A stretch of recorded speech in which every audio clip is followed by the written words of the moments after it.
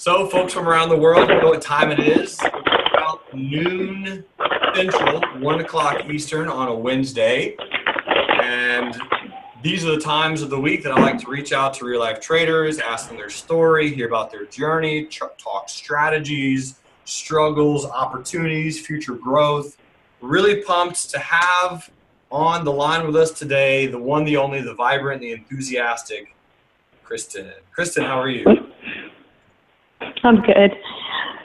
I'm great, actually. Thanks for asking. How about you? I'm equally as great. Yeah, I'm equally as great. Tell I don't doubt it. Tell everyone where you live. Tell them a little bit about yourself. Tell them a little bit about your journey, how to start trading stocks, all that good stuff. Oh, dear. I live and work and was born and raised in St. Petersburg, Florida. I'm very fortunate to live on a beach out here, and I practice downtown, so I kind of get the best of both worlds, which is pretty cool. Let's see. I went to FSU. Talked to Ashley. Yep. Ashley and I are Seminole buds. Right. And then I went to Atlanta to a chiropractic school after that. I've been practicing for 20 years. Wow. And then when I got out of chiropractic school, I had a 6-month-old. I was married, moved back to close to my hometown in Bradenton, Florida, which was a big and up-and-coming area back in the, 98. And started to practice from scratch there. It was going really great. Boy, I want to back up a minute because I was like totally caught off guard by you asking me to do this. And I'm like, why in the world would he want to interview someone that's probably the worst trader of all the traders in your group? No way. Well, here's the thing. Everyone feels that way for some reason, but you're definitely, you have a, well, first, I'll tell you why I want to interview you because, number one, because I like you. You're a great person. Number two, thank you. You have an amazing voice, so let's get you on. Let's hear people hear your voice. Number three, you are a really great trader. You are, and you've only been doing this for about a year, and other people. No. Well, I mean, with real life trading, right? Maybe a year and a half. That's true. Yes. Okay. So, I mean, with that being the case, other people are going to learn from what you're working with. They're going to learn from what challenges you're having, and that they're going to be excited to continue on your journey. Because the one thing I could sum up with your trading is persistence. You have not given up, and that's a huge quality. Yeah, I've been really fortunate along the ways, but when this interview is coming up, you're like, and you've listened. I probably have listened to 95% of the other ones, so I kind of know how it's going to go. I'm probably going to try not to cry. I like that last one. That last interview was really cute. I think it was Robert, right? Dr. Falco. That's right. Anyways, that practice was going great. Economy was going great. And, I started pushing over 6 figures pretty quick in my practice and built a home from scratch, bought another home out west in Steamboat Springs, Colorado, and decided to move out there into that home, sell the home in Florida. And then we moved, the practice sold. So I'm like, oh my God, that's, my income. We got to go. So we got up and went out there. And then the economy really started tanking in Florida. And it was kind of weird. Like, I wasn't born and raised with parents that explain economy stuff. And I'll get to that in a minute. But go out there, get a bank loan, start another practice from scratch. I'm like, I'm just going to duplicate the one I just had. It's been extremely successful. Sold it for a lot of money and got out there and then couldn't sell the Florida home. And then the economy crashed big time. And I was like, holy cow, now I got 2 kids. And I got all this overhead and all this mortgages and homes that won't sell. And I was like, oh, God. So we were out there for a while. And if anybody can get anything and ever wants to call me, it's like, listen, I've had quite a bit and I have lost it all. And here I am 10 years later on the above rebuild. I went past rebuild and now, how did I get to where we are now? So after losing pretty much everything, just kind of like, I will just do it over. Moved back to Florida to the hometown, started a 3rd practice, and been back in Florida for, maybe 7-8 years. So things have gone really well, but about 3 years ago, I was in a car accident, and it wasn't horrific. It was just bad enough that I got injured pretty good, but well enough that it affected my job. And I was like, oh, wow. This is not good. You know, how am I possibly going to do this for another 20 years? Because I mean, when I say lose it all, I mean, I lost everything. We ate all my retirement up. I mean, it was, yeah. So I was starting from scratch in my early 40s. I mean, dead scratch. And I had nobody to teach me anything. I was totally like reading books, Tony Robbins books, money. And then I kept getting these emails every 3-4 months from a retired chiro who has a chiropractic. Dean's probably told you about this guy. He probably gets the emails. He's a retired chiro who trades, and he teaches chiros how to trade. Mm-hmm. So his class was not even a full Saturday. It was a barely one-day class, and it was $3,000. And I'm like, you know, I'm a single mom, 2 kids at this point, and I was like, $3,000? Do I really want to give someone $3,000? Because not after you take the class, you need money to trade with. And I was like, I really want to learn this. I'm injured. I got to build a retirement account. I got to find something to replace so I can travel. I mean, I like to live a really big life, right? So I paid for the class. I call him and his wife, actually talked to his wife. I said, listen, I'm getting ready to give you $3,000. Yeah. You know, I know there's no guarantees, but you need to walk me through this. So I took the class, and I only really learned long puts and long calls. And it was really for a trending market, looking back, right? So when I joined, that class was February 20th, 2016. We were in consolidation big time before the election. And I was struggling. And I found a couple of the guys that had been in that group for 6-7 years. You know, they're chiros, they're trying to run a practice, they're trying to trade outside of practice. And it was pretty awesome to have that, you know, in common, so to speak. Yep.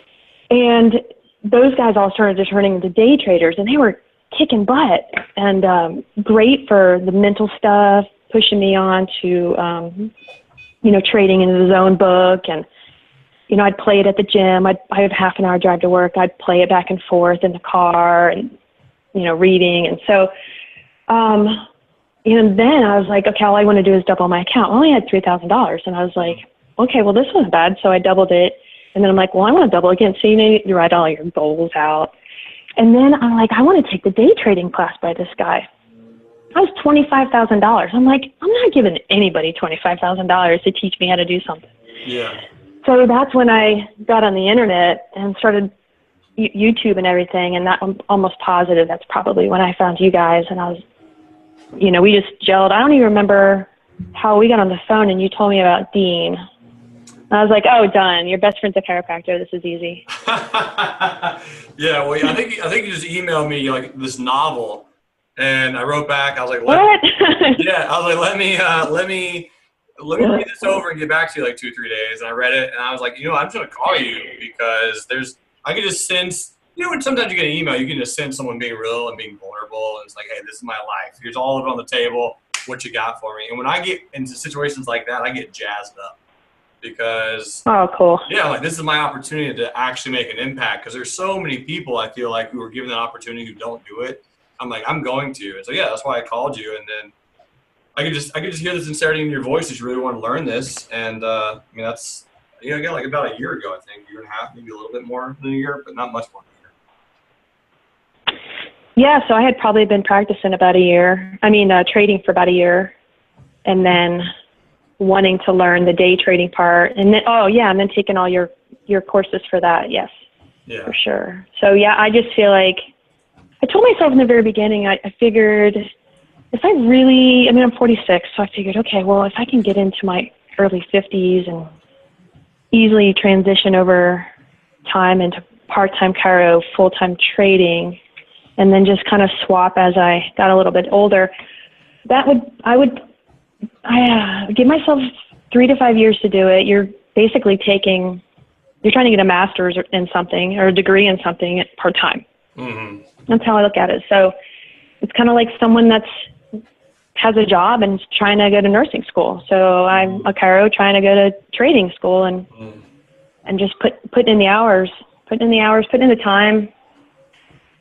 And yeah, I mean, I just love the group. Oh my gosh, just a great group of people. Really fortunate to, and I ask a lot of questions because I try not to be too shy, because I'm a really big fan of like surround yourself, you know, who are your 5 closest people? Yeah. You know, make sure those people are who you want to emulate, so to speak, and learn from.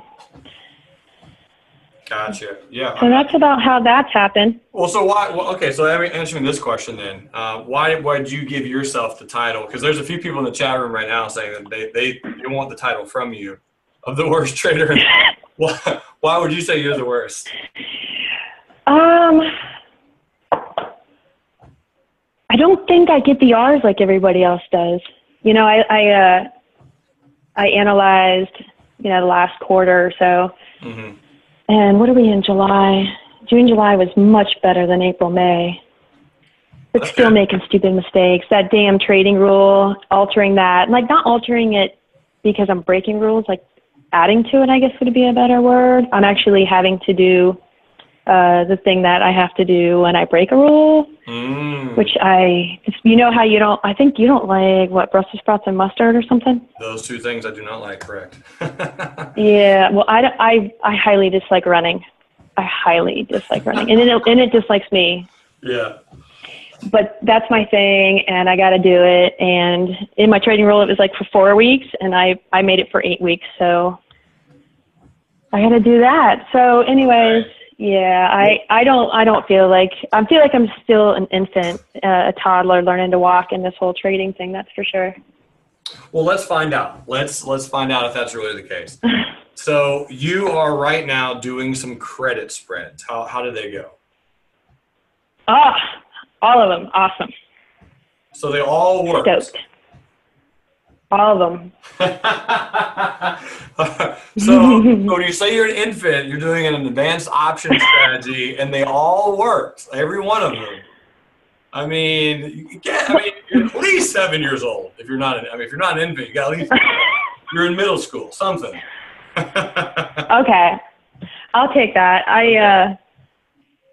Yeah, I'll take that. All right. So but that was just, like, I've only done like 4 or 5, and I just did them all. Like I overdid my risk. I'm sure of it because I did them all. We had that pullback in what was that, June? I don't remember. June. I don't remember what it was back in here. I may still have. I think I only have one that's open. Yeah, I'd love to see that. All of them have. Yeah, July 27th. I did quite a few. I did a Netflix for 56 cents. What I was doing was using what Matt put a lot of work into, which I want to learn more about the fundamentals of making that list, but he made that naked put list. Yep. And I put that in my trading view under Matt's naked put list. Yep. And so I watched all of those for the big drop and the little dollar sign that he made. And then I used that to get into, I did one with Shop. Most of them were 30 days. And that most of them have been expiring or going to expire. Okay. Worthless. Okay. So tell me what you like about the credit spread strategy. I like the cap risk with the return. I don't want to say it's not a guaranteed return. I think I like the ability to go, okay, well, if I want to do, and I think Brad was talking about this in the swing trading room last night. It was really cool to hear because sometimes you think you want more, you need to do more, you need to do more. And the last couple of months, I'm figuring out how to do less and work with less stocks. But yeah, to find that niche of, okay, well, you've got, 4 of those credit spreads coming about and coming to fruition, I guess, or expiring worthless in your credit benefit as the months go by. So you just have to wait for the pullbacks and you just have to keep watching. And I like that about that. One of the things I'd like to learn next is if that's the bull put spread, it's the bear call spread. Yep, you got it. So those would be the fibs and things of that sort. Which is what I'm doing with what Fred has taught me with the long call diagonals. Mm-hmm. Yeah, I mean, the good news is... Because I don't have the... Go ahead. Sorry, you go ahead. There's like a 3-second delay in the phone call. So you go forward about what you're talking about with Fred and long call diagonals. I don't have the capital. Like about 6 months ago, I bought a lot of stocks. You always say own what you use. Well, I use Square. I mean, Square's a ton of my money. For years I've been using them with work, and Apple, they have a ton of my money. So I was kind of like buying shares, and I'm like, God, this is eating up a bunch of my capital. I love to trade, and I don't want to sit here and watch. So I kind of pulled my money out of, Netflix and things of that sort. And I was like, I want to be able to use this differently. And then that's when I was like, oh, I think this long call diagonal is exactly what I need, because I know how to do a covered call. Sure. So I'm like, oh, this is making a lot more sense. So that's been my other new thing, is getting deep, real far out, deep in the money, delta 7 and up, calls or puts, and then, selling into resistance, which I just did with, I don't know which one it was. It was pretty good. One thing I got 85 cents. I was like, damn, I should tell somebody about this one. Yeah, well, tell us, which one was it? I think I bought to open a Netflix. What's today? I think it was yesterday. And I sold on August 3rd, $392.50 for 79 cents. Okay, so So I'm just playing with it. Yeah, so you bought Netflix yesterday. You said a long call, and then you sold a short call? Correct. Okay. Which expiration? January 18th. January. Oh. January 18th, 2019, 3:30 call. Okay. And sold one against it. Nice. All right. Well, I mean, that's a cool trade. I like that one. I like the location of it. This is one of those really fun spots too, where we'll know if it bounces or not. I feel like on Netflix.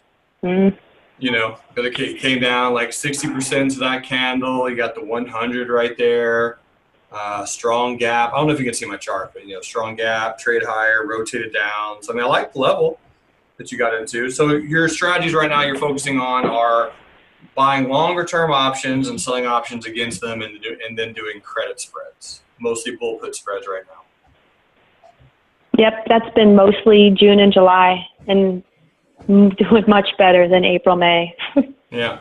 Well, I mean, the crazy part is with strategies with the markets, it's been my experience that we can make it as difficult or as hard as we want to. So for example, if we go back to just you mentioned your Apple and your Square, had you just left those alone, would you be making more money than your account is at now? Or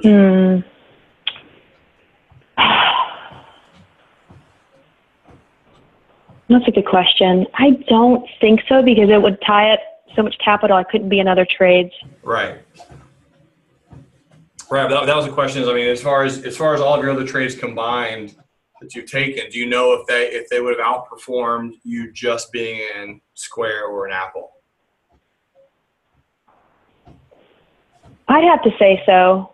Okay. Well, then with the pullbacks. Sure. Then you made the right move. I mean, the beautiful part about that, any type of strategy is, especially with Think or Swim now, I think a lot of people have that. If you're a big fan of option traders, if you're a big fan of options, I always have a suggestion to everyone who's listening to the interview, go back in time and back trade a chart and use Think or Swim and use its Think Back program, where you can actually go back and look at the option price and just practice it and see how it does. And usually the biggest revelation that most traders have is just the amount of time that you're going to be in most trades compared to how much time you're in trades now. And that's because the hardest part is everyone wants to make a lot of money quickly in trading. You want to get into the trade, you want to make up 400 or 500%, you want to triple your account before next Tuesday. Like that's the goal. We all want that, but it's just very hard to do that. At least it is. Yes, and and between you and Brad and everybody else, I I think what happened was I was hanging out with these guys who were day trading options and just making a killing. And I was like, what? And then I started day trading options and I was doing bad. And that's when I was like, okay, hold on. Take me out of the day room. Yeah. I cannot do all these jobs. There's too many jobs. Right. And I was getting stressed out. Like I actually felt physically stressed about it. And and then I was sitting at the computer for a long time. I don't know how you guys do that. I know you go to the gym and stuff. So I just found myself behind the computer a lot. And I'm like, no, I really think I'm a swing trader for sure. Yeah. So yeah, well, it's just revelations. Absolutely. Well, it takes time to figure out those revelations. And it takes time to figure out what kind of style works for you and how it blends for you and what makes the most sense for you, your style, your personality. All of those things really have to be determined.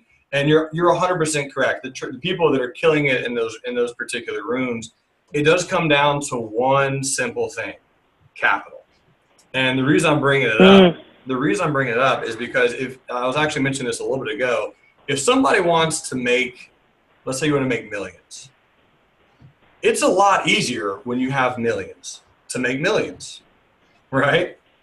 If you want to make tens of thousands, it's very, very easy if you have millions, but that's probably what your goal is if you have tens of thousands. If you have 20, 15, 10, whatever, your goal is to probably make that amount of money. So the more money you have, the harder it is to grow it massively, but at the same instance, you make more money when you do grow it. And it really just does come down to capital and making sure that you become confident enough in your skills, your plan, and your strategy, because the capital portion, you can always go get more of that, right? We could always grow our account. We could always pull out money. We can always go make more money. The simple question is, do we have enough confidence that we're either A, going to trade it well enough, and B, make enough money that we pay back the interest off whatever money we borrow? And those two things combined are going to come down to how much money you end up making. Because if you have $300,000 or $400,000 or $1 million in your trading account, it's no problem to make $4,000 a month, or at least it shouldn't be. But if you have 15,000 or 5,000 or 3,000 or 2,000, it's a giant challenge. So you mentioned earlier that you were reading you're reading books and kind of trying to change and grow and work on your mindset. Which book do you feel like was the most beneficial for you?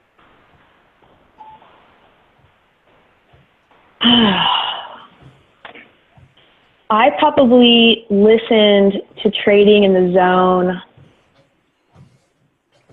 2.5 times. I don't think I've finished it since this last time I started it because I've picked up some other books. But I think getting that early on in trading was helpful. The mindset of what people are doing, and that's just, you guys go through that a ton. And we weren't even using candles. They didn't teach us candles in my first class. So candles didn't even come in until about 1.5 years ago. Mm-hmm. But the sentiment of that was just bars. Definitely that one. Trading is. I realized how much I didn't know. Yeah, I realized how much I didn't know when I was picking up the Tony Robbins money books. Because I was not raised. I'm the oldest child. I'm the oldest grandchild. I'm almost the oldest cousin, and my parents weren't taught anything. So, they're in their 60s, kind of struggling a little bit. And so it's like, I got to do everything totally different. I mean, I had to teach myself everything. So that's where I was, I kind of find people that want to talk about this stuff and just pick their brain and ask as many questions as possible and try to read and try to take a lot of notes and try to memorize it at this point. That's the tough part. Keeping it all in there. Keeping it all in the brain. Absolutely. You're totally right. But at least you're making those moves. You're getting into that path. You're doing what it is that you want to do. So a perfect life. Do you trade full time? Do you swing trade? Still do your chiropractic business? What's something that you're going to work on into the future from here as well? Well, I'm already taking the time on my appointment book. I took it off about 1 year ago between 10 and 11. Okay. And then I pretty much use my lunch break, which is technically 12:30 to about 1:45 to 2 o'clock. If I get an opening between patients, I am I've got all my screens up. I added a screen at work. So I think what I'd like to do is, as it's becoming more profitable, and I can see that the swing trading has the capability of paying the bills. My mother is my office manager. It's the two of us, so I pay my salary and her salary. And so she just hit the age of where she can collect Social Security, but she's part-time. So I don't know what that's called when she has to do that. But so I've already kind of started warning her, you know, eventually you're going to be part-time. You know, your salary's going to be part-time. I keep telling her, you're going to be part-time because I'm going to be part-time. So I'd like, 2.5 years ago, I told myself 3 to 5 years, I'd like to be part-time in a chiro. I don't think I'll ever give it up. I do love it. It's one of those things that it was a calling. I didn't know a chiro. I was never a patient. Most chiros got into chiropractic because they were a patient and they just saw what it did for them. I mean, it was like 70% was a high number when I was in school. So I'm never going to give that up. But the physical part of it is what's becoming taxing. To me. So if I can not have that to rely on and have the trading, and I love to travel and I'm really physical, like I really like to get out and be and do, and then just take people with me and my kids. And I got a really big bucket list. I mean, it's just ridiculous. It's like 2 pages long. So chucking down that is definitely on the list. And, you know, it's not like I'm going to live forever. So I like that. What's that term that, what is it when you're getting to the end of life and you're in a car or the top down, you're coming in sideways or something? I don't know. I don't remember the saying, but. I don't remember that saying either. I'm not sure. Yeah. I'll have to, when I find it, I'll tell you. Well, heck yeah. Well, I would love, I mean, I think that would be a cool,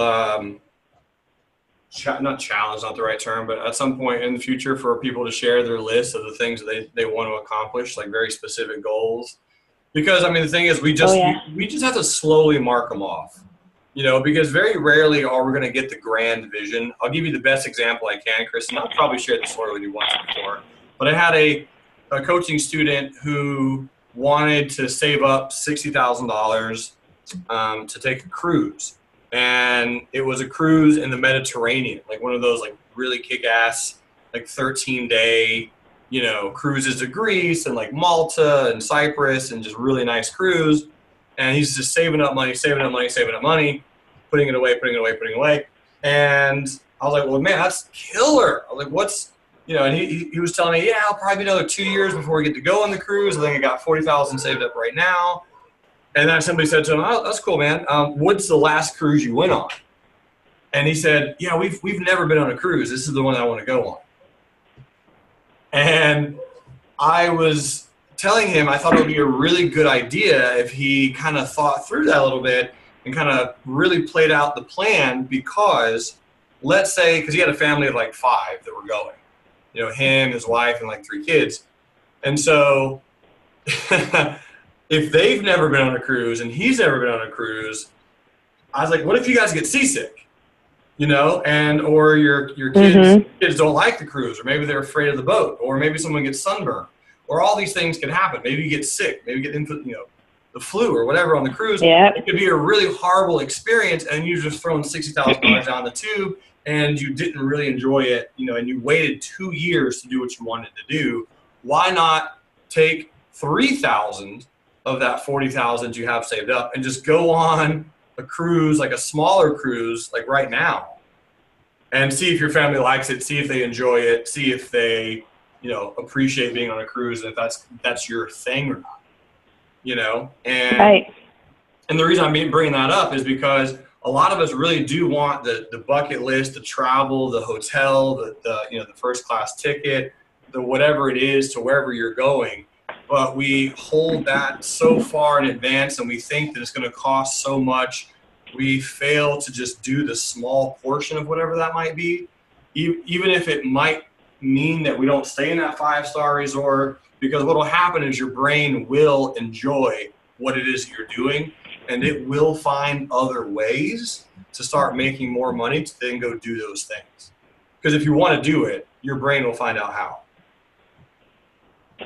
It's true. I mean, as I was cutting back my hours in the office to open up time to trade, I took all of Tuesday and all of Friday, and I was like, okay, I'm gonna day trade with the group.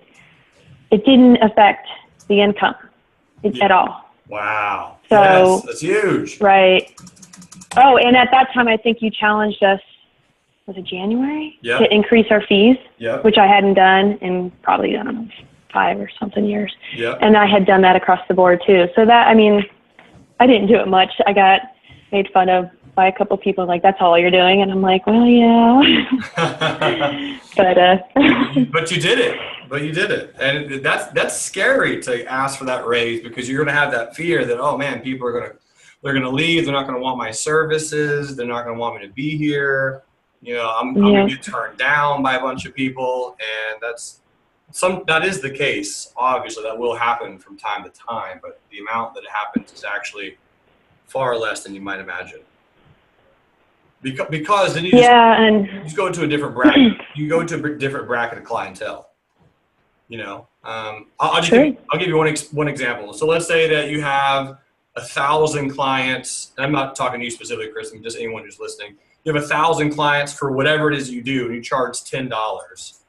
Right? You're gonna make $10,000 after taxes on that. $10,000 is your revenue minus XYZ.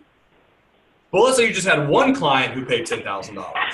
It's the exact same amount of money, but massively less work. And then the question becomes, how do you find that $10,000 client? And are there clients that will pay that amount of money for whatever the product is that you're offering? And I'd have to argue yes, right? I mean, there's someone out there that would pay for whatever it is that you're looking for. So then you have to go, okay, how do I become valuable enough to work with that person? For example, a quarterback coach, this is the first thing that came to mind. But, if you have a quarterback coach who who worked with Tom Brady, that quarterback coach is going to cost a specific amount of money, as opposed to, your high school football coach, who just does it as a volunteer. I mean, those are going to be it could be the exact same skill that you're working on, right? Throwing a football. But one's going to have much more experience, much more specialization, and one's going to cost more. Just that simple. So I'm glad that you did that. True. That's super awesome. One of the things that I found that really worked, one of the things I really want to do is I want to, I'm not a big fan of the term life coach. I don't know why. I think it's more because that's not really what I'm interested in. But I think just being a female and then being a female chiropractor and then being a female chiropractor who started 3 practices and has raised children and then has lost everything and rebuilt. One of the things I'm pretty sure I'm going to do is start a coaching, like a small coaching firm just for that. Yeah. And, there's just so many female chiros coming out of school. You just want them to succeed. And then you want to make sure that they have safety nets and they're not spreading themselves too thin, which is what I did when things were really cranking.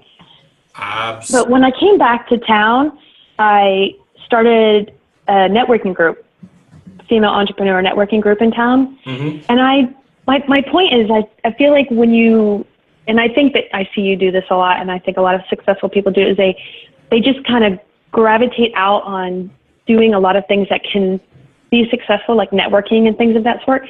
And that's sometimes, even if I'm networking and those people really aren't referring patients in, I'm making great friendships and stuff, and then my practice is building all on its own. Absolutely. That's just kind of one of the things that I saw when I moved back here. I thought it was just really super cool. You hear about it, but when you experience it, you're like, oh yeah, I've heard that before, and that didn't work, Yeah. So I just encourage people to do that. Absolutely, because what will happen, and this is something that a lot of people, don't take the time to think through, and it took me a while to really realize this, is let's say you go to a networking event like you're mentioning, and you meet some person, and you're really nice to that person. Let's call that person Lori. I don't know. And you're talking to Lori. You're asking about her life. She enjoys being with you. She asks you eventually, hey, what's your specialty in life? And you say, I'm the best chiropractic in the world. I live in I live in Florida. Here's what I specialize in, so on and so forth. And she just really likes you, and she feels good energy. Well, what will happen is Lori will go on her way in the world, and then she might run into somebody somewhere else that you didn't know about, and she will refer that person to your business only because that you made a good impact on her. And that happens all the time in business, but a lot of people forget that. If you're in business or even in trading, it can help, because it can be one of those things where you find someone, you tell them your struggles, you tell them your life, you tell them what you're dealing with, what your challenges are, but they like you as a person. Maybe that person that you're talking to is a multimillionaire and is happy to help you out with your trading. Or maybe that person is, an options trader and they're a specialist at whatever XYZ. You never know what the other person has, and so it's always integral to be the best version of yourself as often as possible and provide the most real value to people, because when you do that, it has to come back to you tenfold. Totally happened at work. I had I had TradingView up, and patient came around the corner, retired cop from up in, I always forget, up northeast somewhere. And sure enough, I don't know the net worth, but I'm sure it's pretty substantial. And she's like, let's get together, let's have lunch. Well, she is a buy and hold. She's been a buy and hold since her 40s. So I'm like, oh man, I'm in my 40s, let's go. So I kept taking her to lunch, just picking her brain, because I don't know, I was never taught how to read fundamentals on any company. Yeah. But that's what she studied. Her dad taught her, and it has treated her very well into this early retirement. So so I've learned a lot through just happenstance too. Well, is it really happenstance? I guess not. But yeah, I feel really fortunate. And then you're totally helping me with that fun little podcast. And yeah, I got to get that. The other girl I was going to do it with is pulled out, so it's just me alone. So here we go. Here we go. Hey, that means all the success is yours as well. Well, yeah. Actually, the girl that was going to do it with me, I said, well, you have to at least be the first person I interview. So sure. I love it. That decision was made today. I love it. Okay. Well, I think the quote that you were looking for, Stephen posted in the chat, and he said, life should not be a journey to the grave with the intention of arriving safely in a pretty well-preserved body, but rather to skid in broadside in a cloud of smoke, thoroughly used up, totally worn out, and loudly proclaiming, wow, what a ride. Is that it? Yep. Okay. That's it.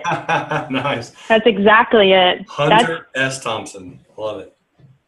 Pretty much my motto. Okay. Well, I think that's a great motto. Well, let's flip back really quick to the trading scheme. So if we're being honest with everybody, what's your biggest challenge, you think, in trading then, Kristin? Ooh. Or you know what, better yet, let me ask this question, because this is... No. I can't answer that. Okay. I can totally answer that. Okay. Because I feel like through and through, I keep coming up with the same verbiage. All right. I feel like I'm trying to find my groove. What is Kristin's trading style? Because I'm trying a lot of trading styles, and I know they all work. They all work. But do they work for me? And do they work for my personality and my patience? And, and I think that's something that evolves over time. I mean, that's why I'm learning futures. I'm almost done with the last class 9, because is that time frame going to work for me? I'm a night owl. I'm up at night, and I'm up early. Yeah. So I'm not going to trade in the morning, but I don't mind trading with James Gerard and Weber and all them, Amy and them. And well, I don't think Amy's doing evenings, but all those rascals. Is it something I'm interested in? Yeah. Sure. I mean, I think I'm that close to going, this is how Kristin trades. And yeah. I love it. Well, you had, okay, let me ask you this question. So how many children do you have, Kristin?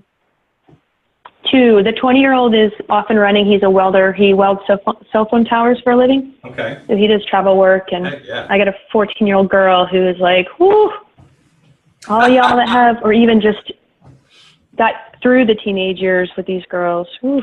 Yeah. Send me messages how you did it, because I'd love to figure that one out. Yeah. Well, I'm sure you'll get a lot of messages, but they'll all be, good luck. Sleep as much as you can. Hang in there. Lock the doors. Well, so, all right, I think then my question would be to you, if you were to teach, and I'm sure you've already talked to your daughter about the markets, I'm positive of that, but if you were to explain her one strategy, what would your advice be to her regarding what strategy she should use? Ooh, she's young. I don't know if anybody read the article that was in the IBD a couple weekends ago with women. It was the gender gap in women. Okay. And it was a really long article. It talked about if you're young, take $500 and put it away and just let the compound interest, that kind of thing. I don't know. I told her, I was like, if you give me $250, because she's kind of got some money sitting there she's been putting aside, I said, I'll match it and let's do it. Yeah. I did take her to a course with the that really easy one. You know, once I paid the $3,000, I can come and go with those courses. So I took her with me. I probably would teach her the options, which is risky. If she's anything like her mom, she's going to be a risk taker. She's already told me that, I'm like, listen, if you learn this while you're in high school, you could get out of high school, you could be a decent trader, you know? Yeah. And you could travel, because she wants to travel. So you asked me what strategy would I teach her? Yeah, what strategy would you teach her? She wants to travel and be free and frolic amongst the world. Being a risk taker, that's okay. What strategy would you teach her? Well, I've never done futures, so I can't say that either way. Probably if you don't have a lot of funds and you want to trade and not just buy and hold, probably these long call diagonals with like really, really low theta. Sure. And how would you tell her, or when would you tell her to get into those trades?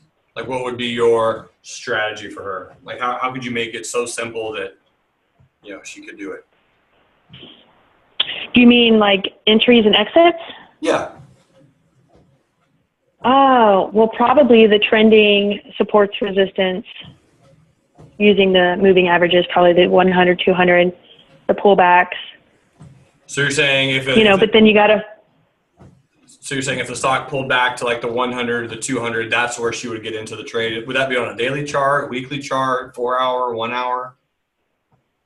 I think that depends on how much she wants to trade. I really like how you talk about, well, if you're going to trade on the hourly, you're going to trade on the hourly. I mean, if you're going to watch it that much, you know, I watch it every day. I watch it all day, but I think you have to, again, find your groove. You know, what feels right? Probably the daily and the weekly. I don't think I really ever pull up the monthly. Sure. But I also have picked up from some other people like the 195 minutes, which I'm not really, and then the 78 minutes, but tons of time frames. Tons.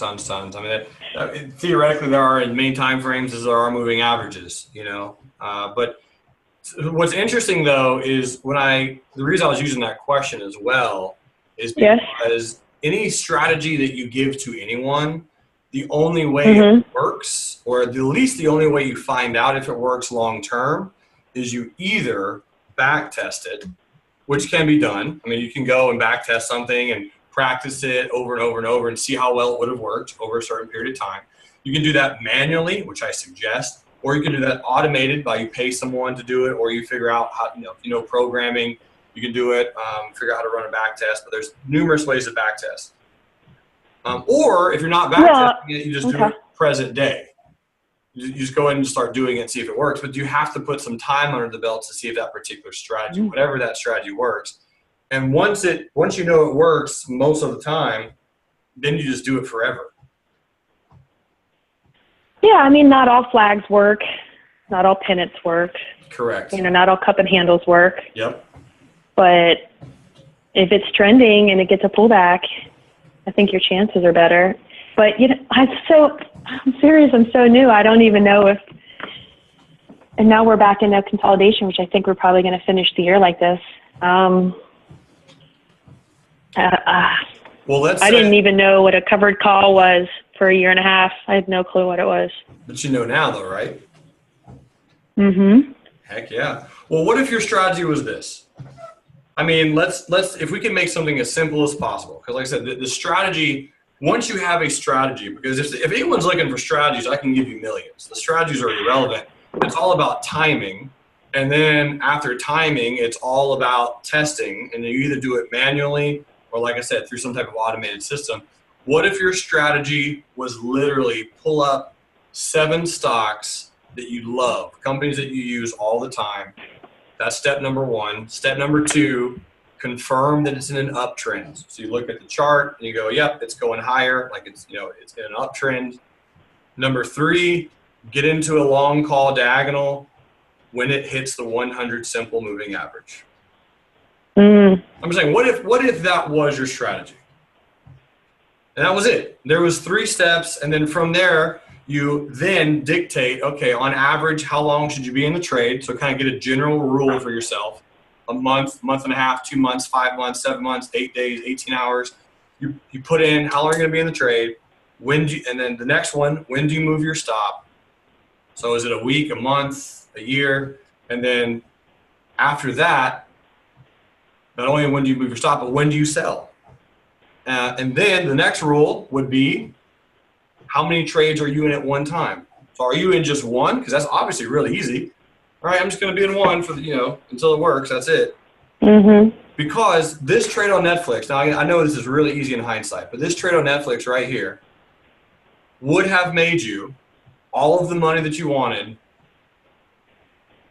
forever. I mean, you could have made as much money on that move. That could have been the only trade that you traded for your entire life with shares or calls, and you could have made as much or as little as you wanted to make during that move. Right there on Netflix. I don't see your screen, so I'm not sure what you're looking at. Okay. Well, if you pull up Netflix on the daily and you just pull up the long-term moving averages, you'll see November to December of 2018, it pulls right into the 100, and then it bounces and goes up like 100%. You mean November 2017? Yeah, sorry. Okay. Oh, I see. Yeah, and so I'm saying, what if your strategy is that simple, where you pull up a company that you like, everyone likes Netflix, you look at the stock and you wait for it to hit the 100, and when it hits the 100, you get into whatever it is. It could be shares, it could be a long call diagonal, it could be a bull put spread, it could be a put sale, it could be whatever.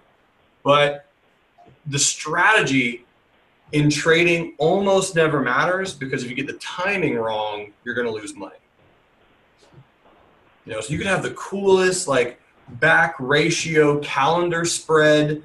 You could do an inverted butterfly jade lizard. You could do a deep in the money. You could do an out of the money call and sell a in the money call against it, and actually do this weird ratio calendar bear put spread mixed with a bear call. I mean, you can do all kinds of things. But regardless of the strategy, if you don't know when you're going to do it, how will you know if you're going to do it? And the other interesting part about that is that trade will work sometimes, but when it does work, you can make, any strategy, it doesn't matter what it is, you can make as much money as you want. Because if you go, all right, I'm going to be in this trade, here's my plan, here's my dictation of how long I want to be in, you get to figure out if you love trading because you love to trade, and you want to be in front of the computer and you want to place the trades and you love trading more than anything, then trade. Then be a day trader. Be in front of the candles. Do it day to day like I am. If I had $100 billion in my bank account right now, I'm still interviewing you on my treadmill at 12:50 Central. I'm doing this regardless how much money I have, because I love this so much. But secondly, when it comes to trading, if someone, let's say, you brought up you want to do a podcast, you want to be a life coach, you still want to do chiropractic, you're with your son and your daughter, and you're with your mom, and you have this family work thing going on, and you're loving life, and you're having an absolute blast, and you like trading a lot, and you want to trade, and you want to be involved in markets, to me, that sounds like you need to come up with a strategy where you set it, you forget it, you let it do its thing for 4 or 5 months, and you come back and see what it does. Because the question comes down to not, do I want to make money? Because we all want to make money, so that's irrelevant, right? That part of the equation should be gone.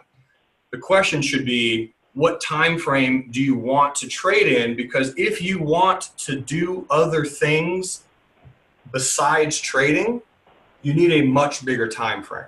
Like you're in trades for 5, 6, 7 months at a time. I mean, 5 to 6, 7 months to me is almost an eternity. But I do have trades. It is. It feels like it. I don't know if I could not watch every day, all day. Yeah, I know. But that's when you come up with, when you get into the trade, you write it down, you write it on a piece of paper, and you go, I'm in this trade for the next 5 to 6 months. You know, because it is tough, but the question is, how do most people make the most money? And that's because they're patient, right? Yeah. They're just, let the trade do its thing. Exactly. They just let it ride. They build in this self-control and this discipline that even though they know it's tough, Kristin, if I said, hey, you have to push this 1-ton rock out of the way, and behind that rock lies $1 million, are you going to find a way to move the rock? Definitely going to give it one hell of a shot. Yeah, well, that's the thing. You don't have to. The thing is, I never said you had to physically do it. Like with your body, you could get a team of people, you could get a backhoe, you could get some chains. You could there's all kinds of figure it out. Exactly, you'll figure it out. And so if I'm sitting here letting everyone know who's listening, the market is a great dictator between who is patient and wealthy and impatient and broke. 97%, 96 or 97% of all mutual funds in the world don't beat the S&P 500. 96% don't even beat the market, and they are paid hundreds of thousands or millions to do so. And if they can't do it, and they're spending all of their time trying, if someone who has other jobs, other responsibilities, other things going on in their life, why do they think that they could actively trade and beat those professionals where that's all that they do? So actively trading is a sport, right? It's something, it's like, I don't know, whatever sports you want to call it. And if you get off the field for 2-3 weeks and try to get back on and get back off and get back on, there's going to be people better than you who are actually playing all the time. But if you say, you know what, I know how to make money off of this sport. I love this sport. It's really exciting. I'm going to build a stadium and sell tickets to the sport, right? Or I'm going to build a TV station and have people pay me to watch, or I'm going to do a radio show, or I'm going to be the broadcaster where they hear my voice and I get to watch the sport, but I don't actually play it. Even though I love it, I still get paid more than people who play it without the risk. So there's so many ways to approach any type of plan.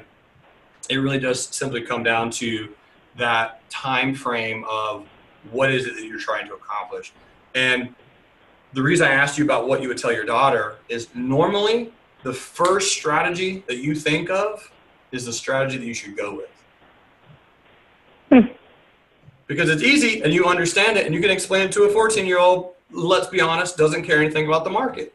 When I was 14, my parents trying to tell me something was a little difficult, so it's that the mentality, like if you're going to teach an 8-year-old or a 7-year-old or 20-year-old or whatever, if you're going to teach a younger person a particular strategy, that's probably the strategy that you should work on going with yourself.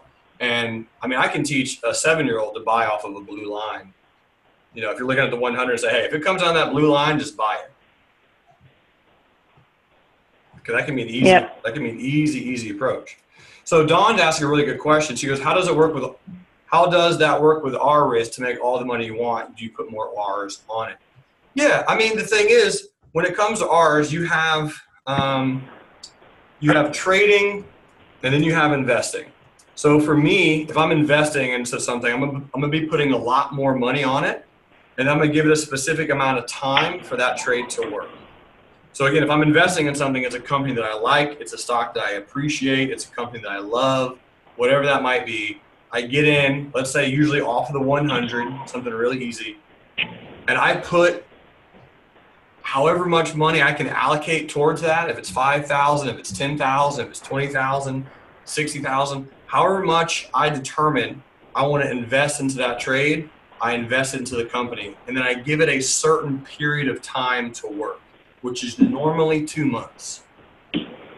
So if I invest into a trade and I buy something, I should know after 2 months, is it slightly working or not? And if it's working, then I just put an alert to buy some puts if it goes below a certain level, which is usually the entry price. And unless it goes below that entry level, I just never look at it again.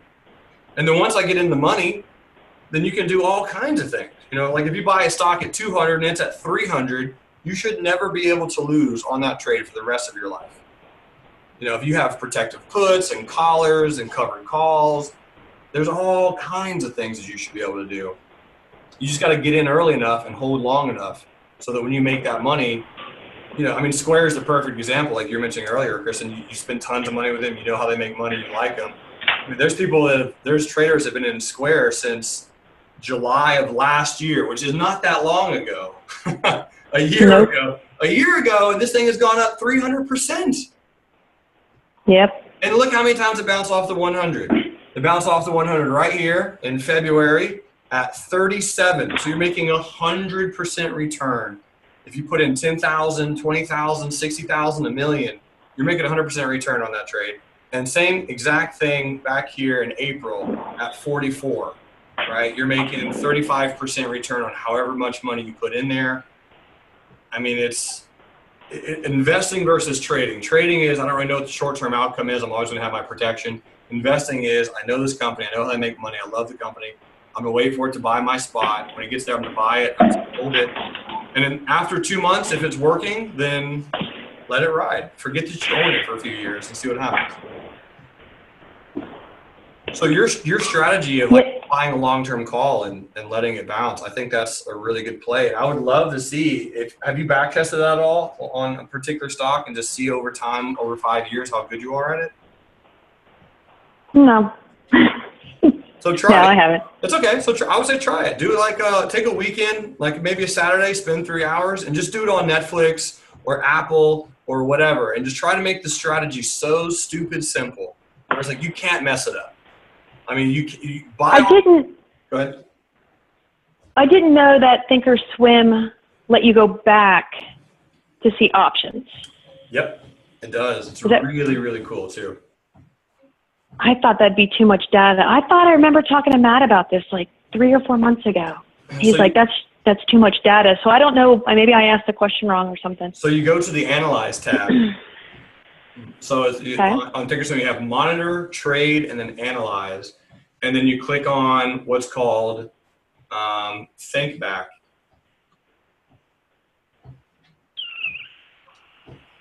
And where is that? So it should be right next to Economic Data and then Fundamentals. It's right in the middle of those two. Oh, there it is. And so you'll have like what looks like an option chain pop up. So you can type in, they'll just type in Netflix really quick for giggles into that box. Yep. And it'll have an option chain that comes up. And so right now it'll pre-fill with today's date, right? So got it. Okay, so pretty much just click that and let's just go back to December 4th, 2017, which is less than a year ago. That is bananas. Okay, December 4th. Under back trades date or the company next to the company profile? Either one. Either one should work. Do a company profile, which should be fine. So December, what? December 4th, 2017. And what you'll see if you type it in right under a company profile is all of the data that went back from, you'll see the actual option chain. It'll say December 8th, December 15th, right? It'll say all of those. Huh. So if you look at a January 2020 option, so go ahead and click on the January 17th, 2020. At that time, you can see that a 180 call option would have cost you $4,800. Hold on a second. Hold on. Gotta get this out of my way. January, what's the call? What's the strike? 180. January 17th, 2020, 180. Yeah, the bid was $43.55. The ask was $47.95.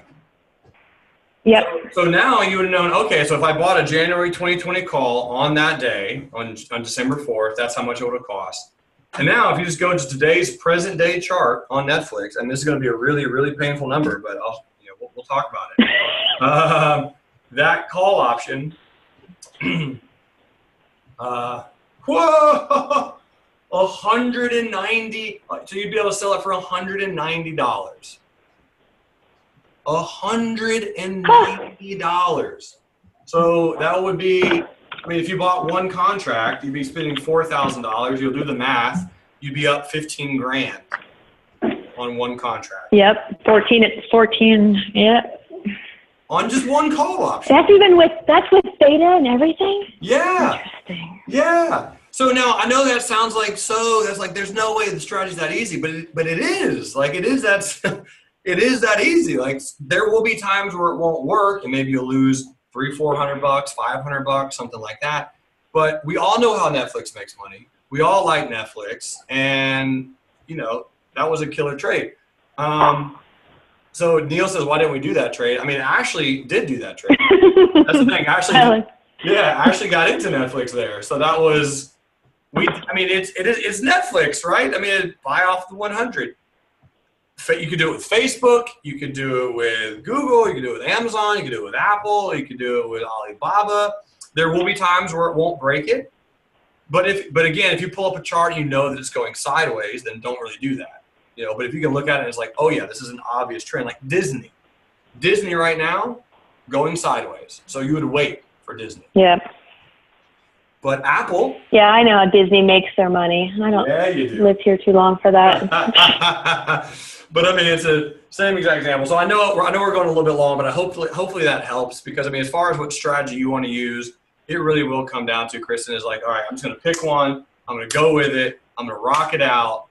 Go and back test it, practice it, and you will find out that all you need is just one really good trade, and it usually will take a lot of time, because even though that's okay, I can do that. You can wait, because even though we're looking at Netflix right now, if you went back and looked at Netflix 2 weeks ago, that trade that you're looking at will be another $45 higher.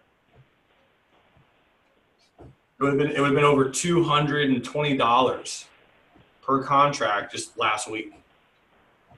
Well, I'm in a BABA one I got with Netflix yesterday. So that one is already really beautiful today. Gorgeous. So now put a note to yourself. All right, I'll come back and look at it, April 3rd of 2019 kind of thing, and see how well it works. Listen, if it's going to keep turning green, but one of the things that you kind of pounded out with us in the swing room a lot since we've been doing all this up and down is lock in your trades. So that's kind of what I've been doing in June and July, which I think is what has really benefited me. I'm like, lock in your trades. I've been trying to do that. So totally. The thing is, with you're absolutely right. So with swing trades, that's what you're going to do. But a swing trade is usually, days to weeks, right? That's the time frame. Because a swing trade can gap overnight, it can move really quickly. But if I'm buying shares long term, like you guys all know, Apple, Square, Budweiser, ExxonMobil, BP, those are kind of my long term plays. I don't lock in any profits on those. Because those are the long term. So that's where it comes down to time frame. It really is. Like I got into Microsoft, got into a call option today. I'm going to sell it 2-3 weeks from now, but I'm not going to hold that forever because it expires. But if you buy a 2020 call option, yeah, you're going to want to hold for a while. Jeremy, I love you, but I just got pounded on the door that I'm running late. All right, I am too. Love you as well. Thanks for being here, Kristin. You're amazing. Hey, I'll talk to you soon. I think I'm booking that retreat, and I think I have a full apartment for rent. So if anybody wants to jump in, hey Kristin, let me know. I'm pumped. You're amazing, Kristin. Thank you for your time. Hey, thank you. My pleasure. Talk to you later. Bye. Yep, see ya. All right, folks. That was the one, the only. So now you know what she sounds like. Great interview. Good questions. I love the energy. I love doing these interviews. Thank you all so much for being here. Hopefully it was beneficial. And again, if you have any questions about any of that, let me know. remember, trading is as easy or as difficult as we want it to be. And I'm really proud for Kristin making and being profitable in both June and July so far. And totally pumped to see what happens in August and the rest of the year. Ladies and gentlemen, you're amazing. I'm going to see you all later. And until next time, love life, and trade it. Bye.